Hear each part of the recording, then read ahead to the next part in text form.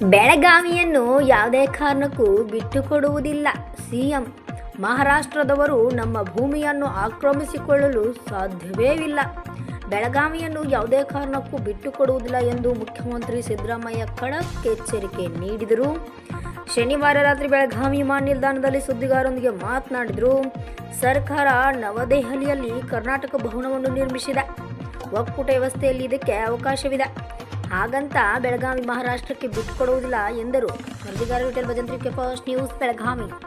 ತಮ್ಮ ಅನುದಾನದಲ್ಲಿ ಬೆಳಗಾವಿಯಲ್ಲಿ ಒಂದು ಭವನವನ್ನು ಕಟ್ತಾ ಇದ್ದಾರೆ. ಭಾರತದ ಒಕ್ಕೂಟದ ವ್ಯವಸ್ಥೆಯನ್ನ ಗಾಳಿಗೆ ತೂರಿ ಅವರು ತಮ್ಮ ಅನುದಾನದಲ್ಲಿ ಬೆಳಗಾವಿಯಲ್ಲಿ ಭವನ ಕಟ್ಟೋದು, ಇಲ್ಲಿ ಜನರಿಗೆ ವಿಮಾ ಸೌಲಭ್ಯ. ನಾವು ಈಗ ಡೆಲ್ಲಿನಲ್ಲಿ ಹೋಗಿ ಕಟ್ಟಿದೋ ಒಂದು ಹೊಸ ಬಿಲ್ಡಿಂಗ್ ಉದ್ಘಾಟನೆ ಮಾಡೋದು. ಆಸ್ತಿ ಸಂಪಾದನೆ ಮಾಡಲಿಕ್ಕೆ, ತಿರುಗಾಡಲಿಕ್ಕೆ ನಮ್ಮ ಒಕ್ಕೂಟದ ವ್ಯವಸ್ಥೆಯಲ್ಲಿ ಅವಕಾಶಗಳಿದ್ದಾವೆ, ಸಂವಿಧಾನದಲ್ಲಿ ಅವಕಾಶ. ಹಾಗಂತೇಳಿ ನಮ್ಮ ಜಾಗನ ಆಕ್ರಮಿಸ್ಕೊಳಕ್ಕೆ ಬರಲ್ಲ ಅವರು. ನೋಡಪ್ಪ, ಕೇಳಿ, ಇಲ್ಲಿ ನಾವು ಮರಾಠಿಗರನ್ನ ಕರ್ನಾಟಕದಲ್ಲಿ ಇದೆಯಲ್ಲ, ಬೆಳಗಾವಿ ಇದೆಯಲ್ಲ, ಬೆಳಗಾವಿನ ಯಾವ ಕಾರಣಕ್ಕೂ ಬಿಟ್ಕೊಡಲ್ಲ. ಗೊತ್ತಾಯ್ತಾ? ತಿಳ್ಕೊ ಸರಿಯಾಗಿ.